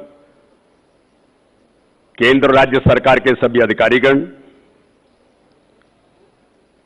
जो हमारे स्टेक होल्डर्स और टूर ऑपरेटर्स, ऐसे बहुत सारे लोग आज यहां पर खजुराहो के अंदर जो हमारी 3 दिन की मीट यहां पर चल रही है, ऐसे सभी लोग जो आज यहां पर उपस्थित हैं, मेरे मीडिया के मित्र जो बाहर से भी आए हैं और इस क्षेत्र के भी हमारे सभी मीडिया के मित्रों का और आज इस अवसर पर उपस्थित सभी लोगों का मैं यहां का स्थानीय सांसद होने के नाते आप सबका बहुत बहुत हृदय से अभिनंदन करता हूं, बहुत बहुत स्वागत करता हूं। आज इस कन्वेंशन हॉल का सबसे पहले तो मैं माननीय मुख्यमंत्री जी को और आदरणीय प्रहलाद पटेल जी को इस बात के लिए बधाई देता हूं कि ये जो खजुराहो है और इसके बारे में पूरी दुनिया के अंदर हम सब लोग जानते हैं कि एक बड़ी विश्व धरोहर खजुराहो के अंदर है, जिसको हम वर्ल्ड हेरिटेज के नाते से और अब माननीय प्रहलाद पटेल जी के नेतृत्व में माननीय प्रधानमंत्री नरेंद्र मोदी जी ने जो देश के अंदर एक बड़ी सौगातें दी हैं, iconic city of the India, उसमें खजुराहो को चयन किया। उसके लिए मैं आपका बहुत हृदय से आभार व्यक्त करता हूं, बहुत बहुत धन्यवाद करता हूं। और इस अवसर पर एक बात मुझे कहने की जरूर आवश्यकता लगती है कि मैं भी अपने आप को सौभाग्यशाली मानता हूं कि इस क्षेत्र का, इस बुंदेलखंड के क्षेत्र में खजुराहो जैसी लोकसभा का जो पूरी दुनिया के अंदर लोग जिसको पहचानते हैं, एक इतना महत्वपूर्ण स्थान है, उसका सांसद होने का गौरव आप सब लोगों के माध्यम से मुझे भी मिला है। इसके लिए मैं आप सबका बहुत हृदय से आभारी हूं। खजुराहो की कई प्रकार की जो आवश्यकताएं जो वर्ल्ड टूरिज्म को देखते हुए और जिस प्रकार की आइकॉनिक सिटी अभी माननीय प्रहलाद जी के नेतृत्व में और माननीय मुख्यमंत्री जी ने जो संकल्प लिया है कि खजुराहो को हम जो वर्ल्ड हेरिटेज है इसको पूरी दुनिया के दृश्य पटल पर हम एक इतना अच्छा और सुंदर खजुराहो बनाकर कि दुनिया के जो पर्यटक आते हैं, अभी हमारे अरविंद सिंह जी जो कह रहे थे कि कोरोना के महामारी के संकट में पूरा दुनिया प्रभावित हुई और टूरिज्म तो बड़े पैमाने पर प्रभावित हुआ है, लेकिन स्थानीय तौर पर भारत के अंदर हमारे इस प्रकार के जो डेस्टिनेशंस हैं जिसमें खजुराहो हमारा बहुत महत्वपूर्ण डेस्टिनेशन बनकर के उभरा है पूरे देश के अंदर। लेकिन कई प्रकार की यहाँ की जो जरूरतें, यहाँ की जो आवश्यकताएं, हमारे स्थानीय यहाँ बहुत सारे लोग, हमारे होटल व्यवसायी भी यहाँ पर उपस्थित हैं, यहाँ के बारे में लगातार सोचने वाले लोग उपस्थित हैं। यहाँ कई लोग ऐसे हैं जो मुझे दिल्ली में भी मिलते हैं और यहाँ भी लगातार जिनके साथ बात होती है, जो हमारे टूर ऑपरेटर्स और लगातार टूरिज्म के क्षेत्र में काम करने वाले जो लोग हैं। तो मैं ऐसा मानता हूं कि सबके मन की एक उत्कंठा है और सबके मन की इच्छा है कि हमारा जो खजुराहो है, ये देश का जो आइकॉनिक सिटी आज बन रहा है, तो इसमें हम अच्छे से अच्छा और क्या दे सकते हैं कि दुनिया के पर्यटक आकर के खजुराहो के अंदर, जिस खजुराहो को केवल लोग एक दृष्टिकोण से देखते हैं, लेकिन एक खजुराहो आध्यात्म का केंद्र भी है। योग और आध्यात्म के माध्यम से इस खजुराहो के अंदर दुनिया के लोग आकर के अगर स्टे करने का प्रयास करते हैं तो उनको जो मन की शांति मुझे लगता है कि जो यहां मिल सकती है, शायद और जगह भी मिलती होगी, लेकिन यहां बहुत अच्छे तरीके से उनको बड़े वहां से उनके मन की जो प्रसन्नता होती है वो यहां पर शांति उनके मन की बहुत अच्छे तरीके से खजुराहो के अंदर उनको मिल सकती है। आध्यात्म का भी ये केंद्र है। भगवान शंकर के जो स्वरूप हैं मृत्यंगेश्वर महाराज यहां पर हम सबके आराध्य हैं। तो कहीं ना कहीं इस दिशा में खजुराहो को केवल एक दृष्टिकोण से नहीं, योग आध्यात्म से लेकर हमको अलग अलग प्रकार से खजुराहो को देखने की आवश्यकता है। और टूरिज्म विभाग ने, माननीय मुख्यमंत्री जी ने उनकी जो खजुराहो पर उन्होंने फोकस किया है, ये हम सब लोगों के लिए भी अच्छी बात है। और इसमें मुझे लगता है कि कहीं ना कहीं योग, तंत्र और अध्यात्म को एक साथ लेकर के शिवशेखर शुक्ला जी भी हमारे कई प्रकार के उनके दिमाग में योजनाएं, अरविंद जी केंद्र की ओर से भी चीजें, सरकार के तौर पर बहुत सारी चीजें यहां पर हो रही हैं। तो इसलिए इस दिशा में फोकस हमारा जो खजुराहो आज यहां पर हुआ है, इसमें मुझे ऐसा लगता है कि हम आगामी समय में अपने खजुराहो को विश्व के पटल पर जो पहले से है उसको और अच्छा बनाने का प्रयास करेंगे।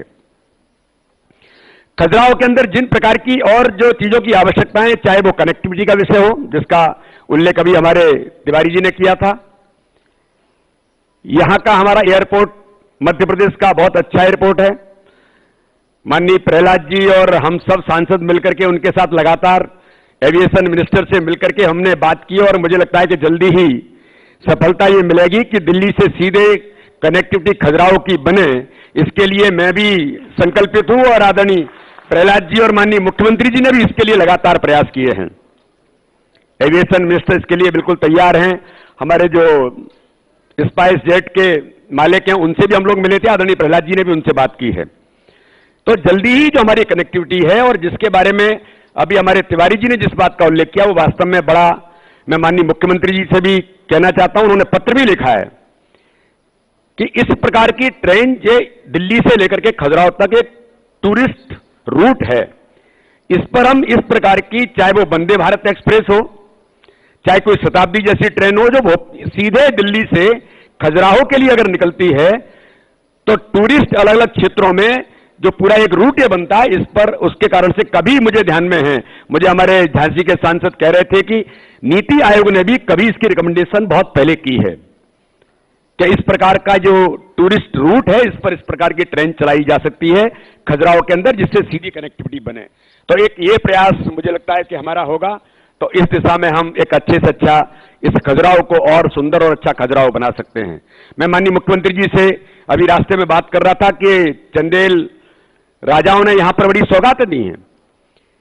यहां पर तालाब, बुंदेलखंड के अंदर पता नहीं कितने तालाब हैं, इसी खजुराहो के अंदर कितने तालाब होंगे। मुझे लगता है कि हमारा प्रशासन अगर उनको खोजेगा तो यहां की सुंदरता में और चार चांद लगेंगे। उन तालाबों को अच्छा बनाना, दुनिया के जो पर्यटक आते हैं उनके लिए इस प्रकार के स्थान बनेंगे। मुझे बड़ा सौभाग्य मिला, आदरणीय प्रहलाद जी के साथ हम लोग भागदौड़ करते हुए कुटनी डैम के अंदर जो रिसोर्ट्स बना उसका उद्घाटन करने के लिए जब गए थे, तो इतनी सुंदर जगह यहां पर है। तो खजुराहो को और अच्छा सुंदर कैसे बनाया जा सकता है, इसके बारे में जो रणनीति बन रही है 3 दिन से, उसकी और चर्चा व्यापक तौर पर होगी। आज उतना समय नहीं है, लेकिन एक बात और मैं कहना चाहता हूं आदरणीय मुख्यमंत्री जी से, आदरणीय प्रहलाद जी से और हमारे टूरिज्म विभाग के सभी जो मित्र यहां पर हैं कि यहां पर योग का अंतर्राष्ट्रीय केंद्र एक बनता है। मैंने उसको लेकर के लोकसभा के अंदर भी और हमारे आयुष मिनिस्टर मध्य प्रदेश और केंद्र के मंत्री जी से भी बात करके एक सैद्धांतिक सहमति बनी है कि योग का, दुनिया का अंतर्राष्ट्रीय योग केंद्र, इसमें तंत्र और आध्यात्म, इन सारी चीजों को समाहित करने का हम लोग प्रयास कर सकते हैं। तो अगर यहां पर बनता है तो दुनिया के लोग आकर के यहां मानसिक शांति से लेकर अपने व्यक्तित्व के विकास को आगे बढ़ा सकते हैं। ये आज इस अवसर पर मुझे लगा कि इसको आपके सामने इस बात को रखना चाहिए।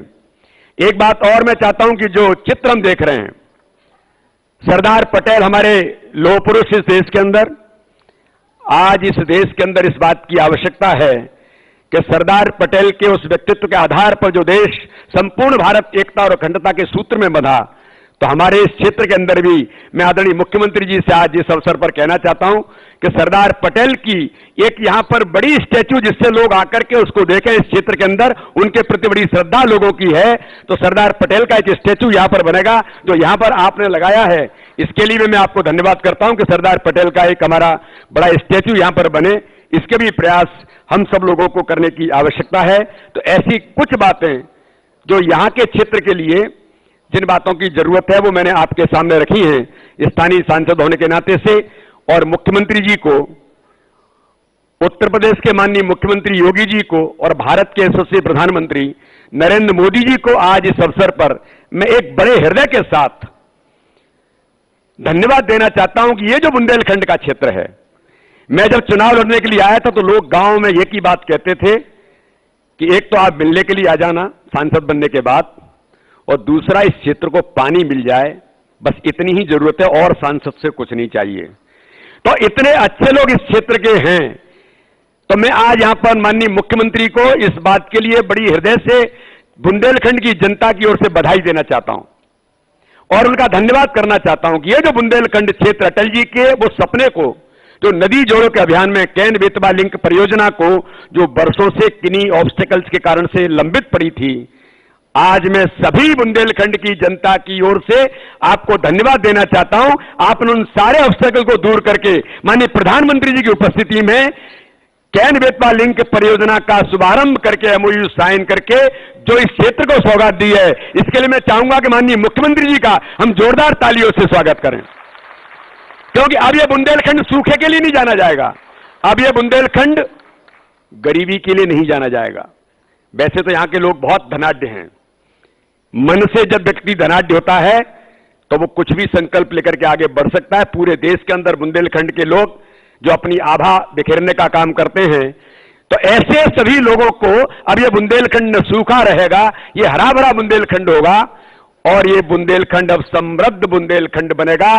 कैन बेतवा लिंक परियोजना के बाद पीने के पानी से लेकर सिंचाई में हमारे किसान और हम सब समृद्ध बनकर के खड़े होंगे। इसलिए मैं माननीय प्रधानमंत्री जी को, माननीय मुख्यमंत्री जी को, माननीय प्रहलाद जी से लेकर हमारे सभी लोगों को, जल शक्ति मंत्री हमारे शेखावत जी, मैं उनको भी आज इस मंच से बधाई देना चाहता हूं। इतनी बड़ी सौगात अपने इस बुंदेलखंड के क्षेत्र को दी है, इसके लिए पुनः एक बार माननीय मुख्यमंत्री जी और आप सबकी ओर से मैं हृदय से धन्यवाद देता हूं। आज इस अवसर पर पूरे देश भर के हमारे जो लोग यहां पर आए हैं, मैं एक स्थानीय सांसद होने के नाते से आप सबका बहुत हृदय से आभार भी व्यक्त करता हूं और आप सबका धन्यवाद देता हूं। जय हिंद, जय भारत।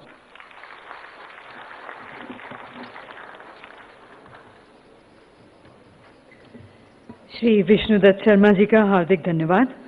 और अब देवियों और सज्जनों, हम निवेदन करना चाहेंगे श्री प्रहलाद सिंह पटेल जी, माननीय मंत्री पर्यटन एवं संस्कृति, स्वतंत्र प्रभार भारत सरकार, कि वे अपने आशीर्वचन के साथ उपस्थित सभा को संबोधित करें। एक बार जोरदार तालियां उनके स्वागत में।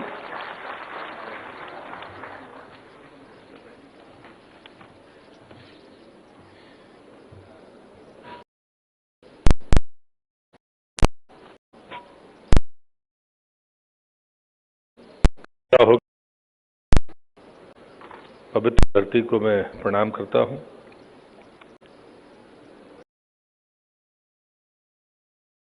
जिनका आज मैंने दर्शन किया है और उनसे मैंने आशीर्वाद भी यही मांगा कि खजुराहो को हमारा पुराना प्राचीन वैभव वो वापस कर दे, यही कृपा करें तो ज्यादा अच्छा होगा। और उसकी शुरुआत में आज के कार्यक्रम के मुख्य अतिथि मध्य प्रदेश सरकार के यशस्वी मुख्यमंत्री आदरणीय शिवराज जी, मैं आपने इस व्यस्तता में समय निकाला, संस्कृति मंत्री होने के नाते मैं आपका स्वागत भी करता हूं और आपका आभार भी व्यक्त करता हूं। क्षेत्र के सांसद और मेरी पार्टी के प्रदेश के अध्यक्ष, वो भले मुझसे छोटे हैं लेकिन मेरे पार्टी के अध्यक्ष भी हैं, आदरणीय बीडी शर्मा जी। मध्य प्रदेश सरकार में पर्यटन और जो हमारा सांस्कृतिक विभाग है उसकी मंत्री बहन आदरणीय उषा जी, मंच पर उपस्थित मेरे आग्रह पर इस कार्यक्रम में पधारे पूर्व केंद्रीय राज्य मंत्री, टीकमगढ़ से सांसद और 7वीं बार सांसद हैं आदरणीय डॉक्टर वीरेंद्र कुमार जी, मध्य प्रदेश सरकार के मंत्री सम्मान्य बिजन जी, इस क्षेत्र के विधायक सम्मानीय, हम नाम पूछ रहे थे इसलिए लिख लिया बाद में जब बोला तो, नहीं तो हम तो नाती राजा ही जानते थे। कुंवर विक्रम सिंह जी, भारत सरकार के पर्यटन सचिव रविंद्र जी, श्रीमती बरार जी, और मेरे ही आग्रह पर उत्तर प्रदेश से सांसद, महुआ से सांसद मेरे अनुज सम्मानीय पुष्पेंद्र चंदेल जी, सामने हमारे तीनों विधायक राजेश प्रजापति जी, प्रहलाद जी, प्रद्युम्न जी, पूर्व मंत्री ललिता जी, पूर्व विधायक रेखा जी, पटेरिया जी, हमारे आईटीडीसी के चेयरमैन वरिष्ठ आईएएस अधिकारी कमलावर्धन राव जी, यहाँ पर तमाम स्टेक होल्डर, जिसमें मैं एक नाम लेता हूँ सरकार जी का, और मैं मान के चलता हूँ कि सारे लोग तिवारी जी और सरकार जी इतने में समाहित हो जाएंगे। आप सब ने समय निकालकर इस चर्चा के लिए यहाँ पर पधारे हैं। मैं आप सबका हृदय से स्वागत करता हूँ। उपस्थित भाइयों बहनों, पत्रकार मित्रों, लंबी बात मुझे नहीं करनी है, पर एक सौभाग्य की बात है कि मैं आज आदरणीय प्रधानमंत्री जी का आभार इसलिए व्यक्त करूंगा कि जो कठिनाइयां हम देखते हैं कामकाज में पर्यटन की, उसमें अगर एएसआई, पर्यटन और संस्कृति मंत्रालय अगर एक साथ ना हो तो शायद कठिनाइयां बढ़ जाती हैं। लेकिन हम लोगों ने अभी बड़े फैसले किए हैं। ये जो 4 महीने हैं, पिछले 4 महीने, ये सच है कि दुनिया में पर्यटन रुक गया, नुकसान भी हुआ, उसके आंकड़े भी हम सबके सामने हैं। लेकिन ऐसे बदलाव आज देश के सामने हैं जिन चुनौतियों को हम सबको स्वीकार करना पड़ेगा। हम सबको भी अपनी जिम्मेदारी का निर्वहन करना पड़ेगा। जब आइकॉनिक साइट्स की डीपीआर बन रही थी, तब मेरे मन में ये बात आई कि हम क्यों ना वहां के जो स्थानीय स्टेक होल्डर्स हैं उनसे एक बार हमें क्यों बात नहीं करनी चाहिए। चीजें खड़ी हो जाती हैं, चीजें बन जाती हैं, वो लोग उससे प्रसन्न नहीं होते बल्कि कोसते रहते हैं। कम से कम इस गलती को तो हम रोक सकते हैं। मैं उन तमाम स्टेक होल्डर्स का धन्यवाद करूंगा। सबने बड़े सकारात्मक और रचनात्मक सुझाव दिए हैं, और चूंकि माननीय मुख्यमंत्री जी की समय की मर्यादा थी, इसलिए मैंने बैठकर उन सुझावों को नोट किया है। मैं राज्य सरकार का भी धन्यवाद करूंगा, उन अधिकारियों का, उन एजेंसीज का, जिनने समय के इस विलंब को समाप्त करके आज के इस दिन आपको इस लोकार्पण के लिए प्रस्तुत किया है। मैं उन तमाम मध्य प्रदेश सरकार के अधिकारियों का और एजेंसी का, उनको भी अपने तरफ से साधुवाद देता हूं। अंत में मैं सिर्फ इतना ही कहूंगा कि हम सबको तय करना पड़ेगा कि हमारे मूल्य बचे रहे, हमारी प्राचीनता बची रहे, हमारी संस्कृति बची रहे, लेकिन साथ में इस बात का भी हम ध्यान रखें कि कहीं न कहीं देश और दुनिया से आने वाला पर्यटक जो अपेक्षा हमसे करता है उसे हम पूरा कर सकें। अब उसमें लोक संस्कृति की बात भी आती है। हमारी चर्चा में एक बात आई, मैं भी जहां देश में जाता हूं तो मैं पूछता हूं, एक तरफ हम विकास के जिस रास्ते पर जा रहे हैं, प्रधानमंत्री जी ने आवास योजना के माध्यम से सारे मकानों को, कि एक कमरे का पक्का मकान तो हर गरीब आदमी के ऊपर उसकी छत होनी चाहिए, ये कह दिया।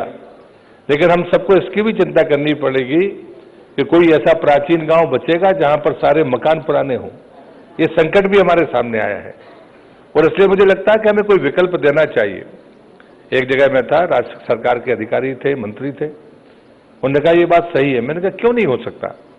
अगर हमें नए मकान बनाकर देना है तो हम उसको प्लाट दे दें, लेकिन उससे कहें कि ये पुराना मकान, इसको नष्ट ना करो, तो शायद हम बचा पाएंगे। और ये बात उत्तर पूर्व के राज्यों ने स्वीकार की। उनने माना कि होम स्टे में हम जो पैसा देंगे आप अपने कैंपस में बनाइए, लेकिन इस पुराने मकान को बचने दीजिए। शायद आने वाली अगली पीढ़ी ये जान नहीं पाएगी कि हमारे पूर्वज कैसे रहते थे। और उसमें कहीं ना कहीं वैज्ञानिकता है। उन मकान निर्माण की शैलियों का प्रकृति से सीधा संबंध है, वहां की जलवायु से संबंध है, वहां की आपदाओं से उसका सीधा संबंध है। अगर वो बांस के मकान बनाते हैं तो उन्हें पता है कि भूकंप भी हमारे यहाँ पर आता था, और उसके कारण से उनके निर्माण की अपनी प्रक्रिया थी, अपनी तकनीक थी। जहां गर्मी के क्षेत्र है वहां मट्टी से मकान बनाते थे वो, तो निश्चित रूप से उसका लाभ उन्हें मिलता था। मैं एक बार संसद में भाषण कर रहा था, गौरक्षा के ऊपर हमारा संकल्प था। जब उस समय जो आंकड़े मैंने देखे कि यदि कोई गर्मी उसके क्षेत्र में मकान हो और वो मिट्टी का बना हो, गाय के गोबर से लिपा पुता हो, तो 4 से 5 डिग्री का अंतर होता है। अगर कहीं हम विकिरण की समस्या की जिस चुनौतियों का सामना करते हैं, तो गोबर से लेपे हुए मकान में विकिरण का प्रभाव कम होता है। लेकिन ये बातें किंवदंतियां नहीं है, सच्चाई है, विज्ञान ने इसे स्वीकार कर लिया है। लेकिन उस सबके बावजूद भी जब नूतनता की बात आती है, प्रकृति के हमारे विकास की बात आती है, तो सारे के सारे लोग ये मानते हैं कि हमें भी इस रास्ते पर साथ चलना होगा। लेकिन दोनों के बीच में समन्वय बिठाकर आगे बढ़ना, ये विकास का मॉडल भारत की संस्कृति के लिए महत्वपूर्ण होगा। पर्यटन का क्षेत्र बड़ा क्षेत्र है। खजुराहो आज के प्रयासों से नहीं, खजुराहो में पहले दुनिया के देशों से सीधे हवाई जहाज उतरते थे। ये खजुराहो के लोगों ने देखा है, देश का इतिहास है। बीच के कालखंड में जो गतिरोध आया, उस गतिरोध को दूर करने के लिए भारत सरकार और राज्य की सरकार मिलकर काम करने के लिए तत्पर है। और इसलिए मैं मानता हूं कि कोई कृपा की अगर जरूरत है तो हमने महादेव के पास जाकर कहा कि हम लोगों के सम्मिलित प्रयासों को सफलता मिले। बहुत सारी बातें मंच पर बैठे हुए लोगों ने सुझाव में कही हैं, बहुत सारी बातें हमारी जनता की तरफ से भी आई हैं। और मुझे लगता है कि एक ऐसा मॉडल बनेगा जो विकास का मॉडल, जो अपने आप में, जो हमारे पूर्वज हमको देकर गए। लोगों ने, किसी ने सुझाव दिया कि शिल्पियों का केंद्र क्यों नहीं हो सकता, जिनके निर्माण ने 1000 साल पहले जो चीजें बना दी, क्या ये शिल्पियों का केंद्र नहीं हो सकता? ये शिल्पियों का केंद्र हो सकता है। हम इतिहास को बदल नहीं रहे, लेकिन यहाँ शिलालेख यहाँ पर लिखे हुए हैं, वो 8वीं और 9वीं शताब्दी की गवाही देते हैं। और हम पुस्तकों में पढ़ाते रहते हैं कि एक अंग्रेज अफसर आए थे और उन्होंने बताया कि यहाँ पर मंदिर हैं। तो मुझे लगता है कि इन बातों को तो दुरुस्त करना ही होगा। और इसलिए हमारे अपने रास्ते जो वास्तव में लिखे हुए, हम कोई अलग से कह नहीं रहे। यहाँ पर 4 शिलालेख है, जो शिलालेख पढ़े जा सकते हैं। उन शिलालेखों में जो उल्लेख है, हम उन्हीं की तो बात कर रहे हैं। और इसलिए मुझे लगता है कि कुछ बीच के दौर में हमारी बातों को बिगाड़ने की भी कोशिश की गई है।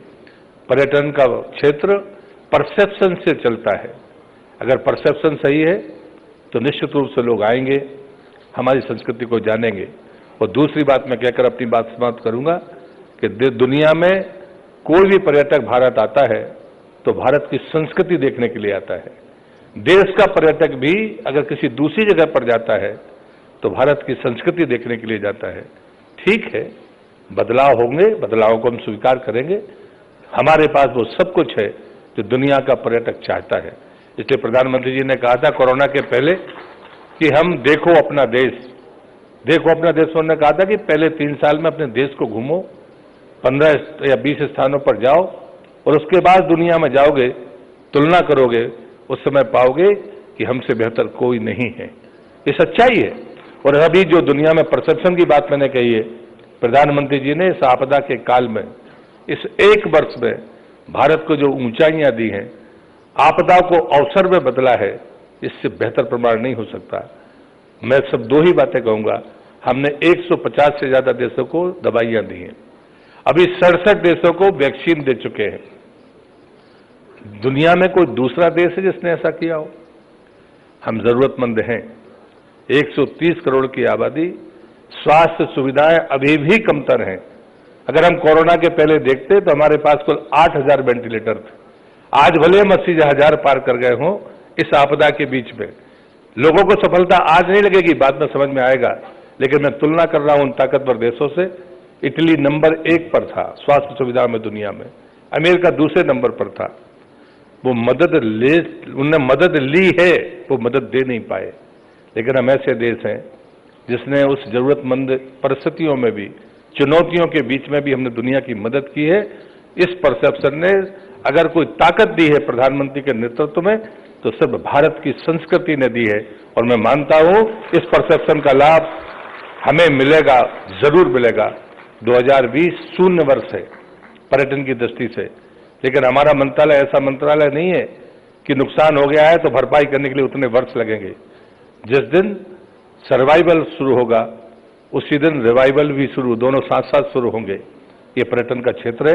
और मैं विश्वास करता हूं कि जो प्रधानमंत्री ने कहा था कि इन 5 वर्षों में विदेशी पर्यटकों की संख्या दुगनी होनी चाहिए और हमारी जो आमदनी है वो भी दुगनी होनी चाहिए, 1 साल शून्य वर्ष होने के बावजूद भी मेरे जैसे लोग भारतीय संस्कृति की इसी ताकत की दम पर उस नेतृत्व पर विश्वास करते हुए मैं आज भी अपनी बात पर कायम हूं कि जो आंकड़ा हमें 5 साल में पूरा करना था वो हम 4 साल में प्राप्त करेंगे। हम अपने आंकड़े को बदलने के लिए तैयार नहीं है और शायद ऐसे स्थान जो खजुराहो में है ये हमको मदद करेंगे। इस अवसर पर आप सभी यहाँ पर पधारे। मैं संस्कृति मंत्री होने के नाते मंच पर बैठे हुए लोगों का आप सबको शुभकामनाएं भी देता हूं, बधाई भी देता हूं और आभार व्यक्त करते हुए अपनी बात को समाप्त करता हूं। वंदे मातरम।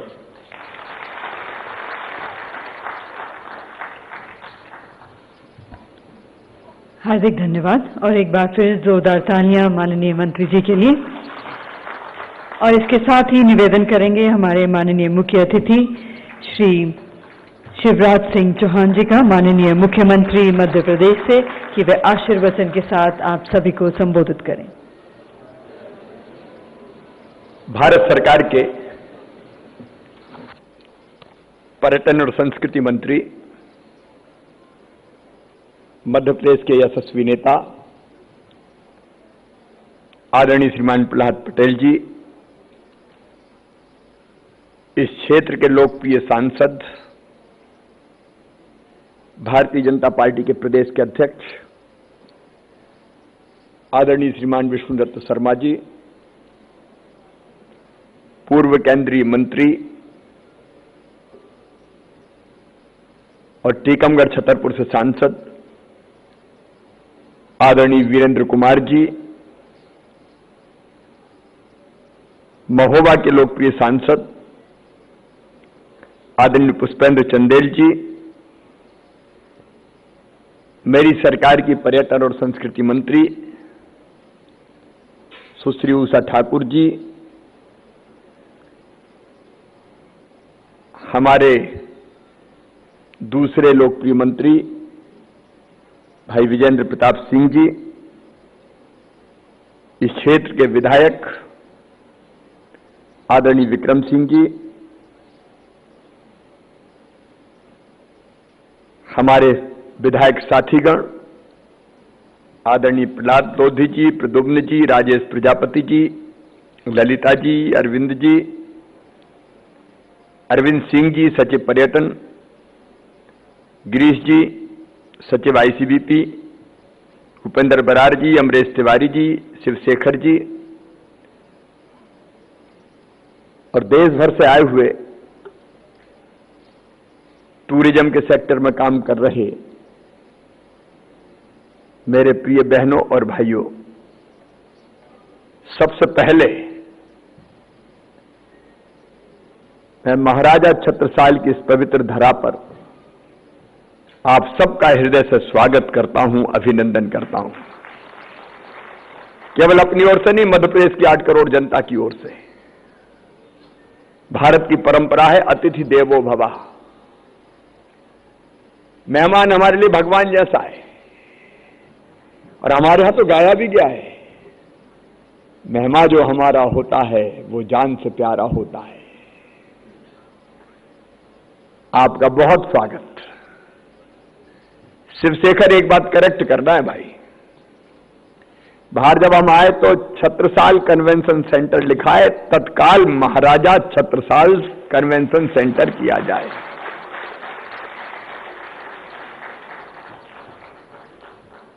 छत्ता तेरे राज में धरती धक धक होए, जित जित घोड़ा पग धरे उत उत हीरा होए।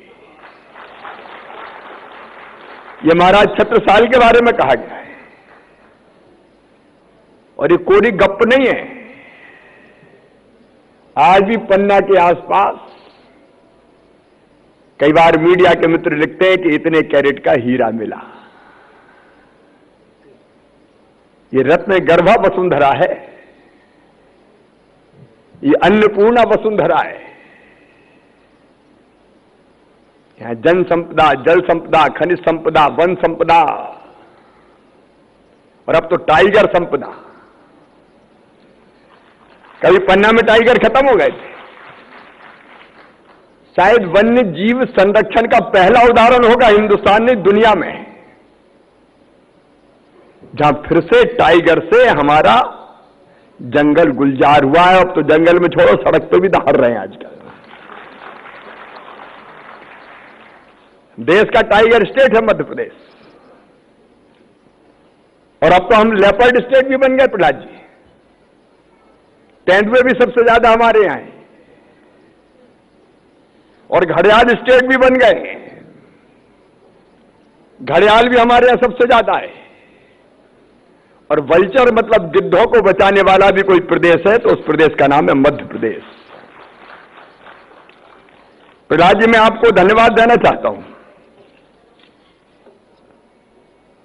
हृदय से धन्यवाद देना चाहता हूं।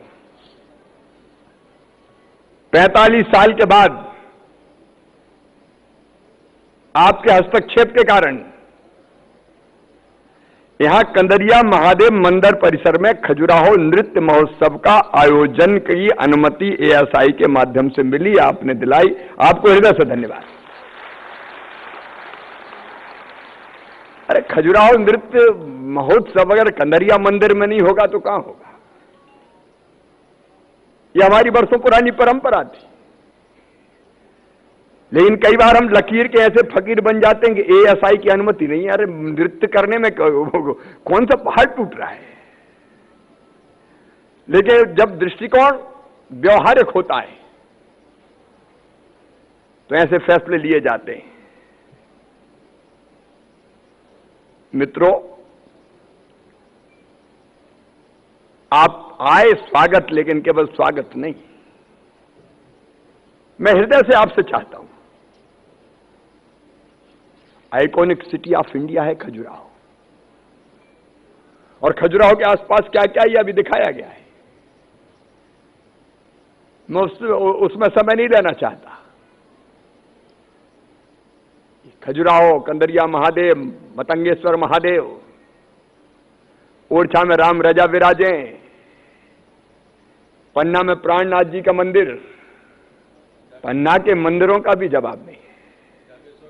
जागेश्वरनाथ दमोह, अरे बुंदेलखंड में तो गांव गांव कहीं किसी भी क्षेत्र में चले जाओ, पुरा संपदा बिखरी पड़ी है, बिखरी पड़ी है। अद्भुत भूमि है यह, सचमुच में। आप लोग विचार विमर्श कर रहे हैं, मैं आपको विश्वास दिलाता हूं, आपके विचार विमर्श से, चिंतन के मंथन से जो निष्कर्ष निकलेंगे, उन निष्कर्ष को हम खजुराहो की इस पवित्र धरती पर जमीन में लागू करेंगे। भारत सरकार के साथ मिलकर, पर्यटन मंत्रालय के साथ मिलकर मध्य प्रदेश सरकार करेगी। आइकॉनिक सिटी, ऐसी सिटी हो जाए जो पर्यटन के लिए आदर्श हो। और शिवशेखर भी बता ही रहे थे कि 5 साल में 1000 करोड़ खर्च करने वाले, लेकिन वो कहां करें, कैसे करें, ये हम केवल अफसरों पर नहीं छोड़ सकते। जो लोग इस सेक्टर में काम करते हैं, इस क्षेत्र में काम करते हैं, उनके अनुभवों का हम लाभ लेंगे। अभी बीडी शर्मा जी ने कई बातें कही हैं, मैं उनसे चर्चा करते हुए आ रहा था। खजुराहो को कला और संस्कृति का अंतर्राष्ट्रीय केंद्र बनाया जाएगा, इसमें कोई कसर नहीं छोड़ेंगे।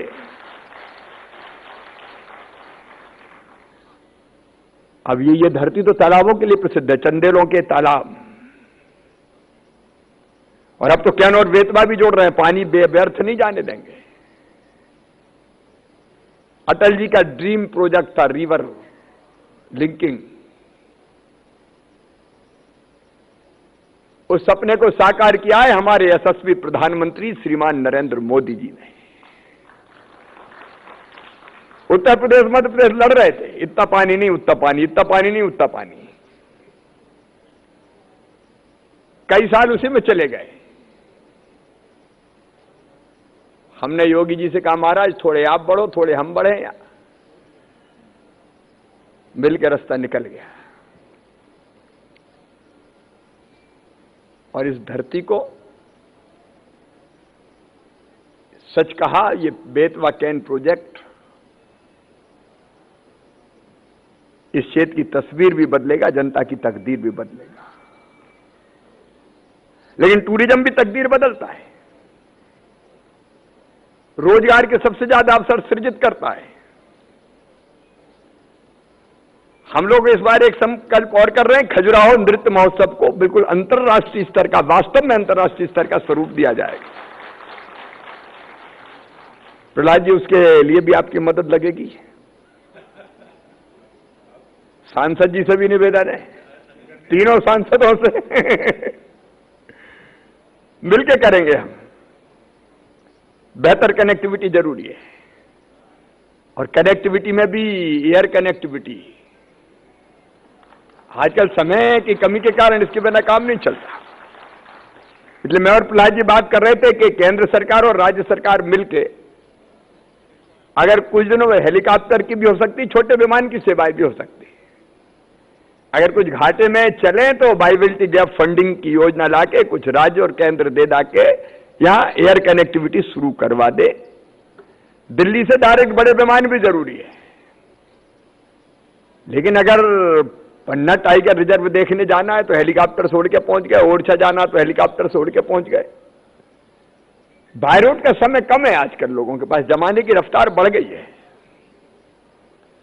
इसलिए एयर कनेक्टिविटी हो, लेकिन रेल में भी सफर का अपना आनंद अलग है। अभी भी जब दिल्ली से मैं भोपाल आता था तो पूरी सब्जी संग रख के ट्रेन के डिब्बे में ही खाता था, उसका आनंद ही अलग था। और पढ़ाई के लिए जितना समय रेल में मिलता था उतना विमान में नहीं मिलता, और इसलिए फास्ट ट्रेन चले, हम लोग मिलकर प्रयास करेंगे।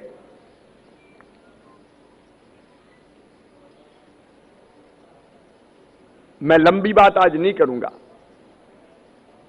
क्योंकि आपके सुझाव अपेक्षित है। मध्य प्रदेश सरकार केंद्र सरकार के साथ मिलकर खजुराहो को बेहतर बनाने के लिए, इस बुंदेलखंड के धरा को बेहतर बनाने के लिए, यहां टूरिज्म के प्रमोशन के लिए जो जो किया जा रहा है, कुछ चीजें आपके सामने यहां रखी गई है। अब राज्य ने भी बहुत अच्छा सुझाव दिया है कि हम पक्की छतों के मकान बना बना के पुरानी चीजें खत्म ही किए दे रहे हैं, उसको भी जीवित रखना जरूरी है। और वैसे मकानों में होम स्टे, ग्राम स्टे, उसका एक अलग आनंद है। महलों वाले भी साहब कभी कभी झोपड़ियों में रहना चाहते हैं। तो जो पुरानी चीजें हैं उनको हम कैसे, इसमें हम बहुत गंभीरता से इस क्षेत्र के आसपास ही सोचेंगे। और वीडी शर्मा कह रहे थे योग का भी, मैं एक बात बताऊं, आज समय नहीं है, मुझे 4 बजे एक जरूरी बैठक भोपाल में करनी थी। वीडी शर्मा जी ने सही कहा, खजुराहो के मंदिर एक परिपूर्ण मानव और एक सुखी मानव का जीवन कैसा होना चाहिए उसका प्रतीक है। पहली चीज है शरीर, तो शरीर माध्यम खल धर्म साधनम। सुखी मानव के लिए सुखी जरूरी है, शरीर का सुख, आहार, निद्रा, भय, मैथुन, उससे कोई इनकार नहीं कर सकता। लेकिन केवल वही नहीं है, मन भी है तो मन का सुख भी चाहिए। कला, संस्कृति, नृत्य, गीत, संगीत, चित्र। आज किसी चित्रकार को चित्र बनाने में जिस सुख का अनुभव होता है वो रोटी खाने में भी नहीं होगा। कोई नर्तक है, नर्तकी है, अगर मन से नृत्य कर पाए तो उसका आनंद ही बिल्कुल अलग है। खजुराहो के मंदिर अगर आप देखोगे तो शरीर का सुख, मन का सुख, बुद्धि का सुख, इनोवेशन, नए आइडियाज, शोध, अनुसंधान, और आत्मा का सुख, परमात्मा में मिलन। शरीर, मन, बुद्धि और आत्मा चारों को जो सुख दे सके, जो मिल सके, जो मनुष्य ले सके, उसको कहते हैं परिपूर्ण मानव। और परिपूर्ण मानव अगर देखना है तो बनने की कला और विज्ञान आपको मिलेगी खजुराहो के मंदिर में। इसलिए अध्यात्म का केंद्र, धर्म का केंद्र, योग का केंद्र। मुझे तो लगता है कि हम ऐसा भी कुछ करें, 4-5 कुटीरें बनाएं अलग, जहां ध्यान की साधना के लिए भी लोग आए। वो भी तड़फ है आज, और उसकी प्रेरणा भी मिल सकती है। ऐसे कई विचार हो सकते हैं, आइडियाज हो सकते हैं, जिन पर काम करके हम खजुराहो कोई पर्यटक आए तो परिपूर्ण पर्यटन करके ही यहां से वापस जाए। उस दिशा में आपके सुझाव का भी स्वागत है, और भी हम लोग विचार करेंगे। और आइकॉनिक मतलब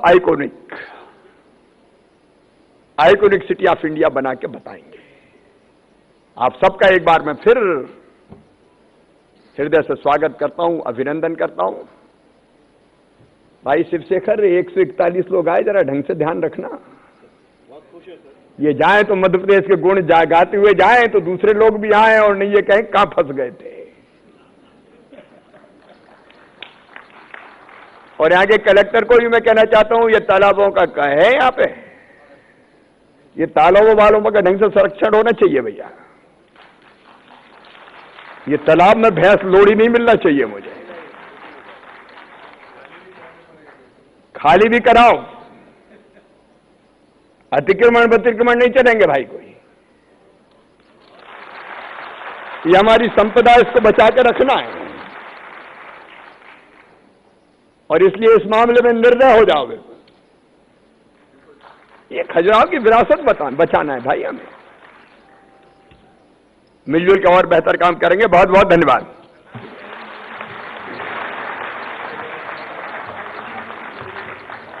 माननीय मुख्यमंत्री जी का हार्दिक धन्यवाद। बात आई मूर्ति की तो एक नहीं, 2 मूर्ति यहां स्थापित होगी। एक महाराज छत्रसाल जी की मूर्ति स्थापित होगी, एक सरदार वल्लभ भाई पटेल की मूर्ति स्थापित होगी। और अब निवेदन करूंगी मिस्टर शिवशेखर शुक्ला जी से कि वह स्मृति चिन्ह भेंट कर आभार व्यक्त करें सभी माननीय अतिथियों का। स्मृति चिन्ह भेंट करेंगे माननीय मुख्य अतिथि श्री शिवराज सिंह चौहान जी को, माननीय मुख्यमंत्री मध्य प्रदेश सरकार। आपका हार्दिक धन्यवाद, आपने अपने कीमती समय में से वक्त निकाला। श्री प्रहलाद सिंह पटेल जी, माननीय पर्यटन मंत्री भारत सरकार। सुश्री उषा ठाकुर जी, माननीय पर्यटन मंत्री मध्य प्रदेश सरकार। श्री विजेंद्र प्रताप सिंह, माननीय खान मंत्री Madhya Pradesh. Shri Vishnudutt Sharma ji, honourable member of parliament Khajuraho. Shri Virendra Kumar, honourable member of parliament Tikamgarh. Kunwar Vikram Singh ji, honourable member of legislative assembly Rajnagar. एवं Shri Pushpendra Singh Chandel, honourable member of parliament Hamirpur. हार्दिक धन्यवाद।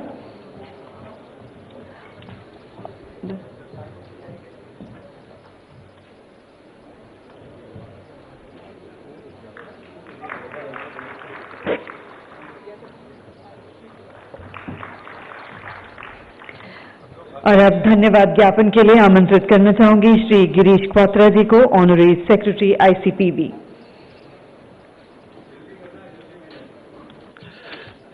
हाँ सर, मैसेज मिल गया जल्दी का।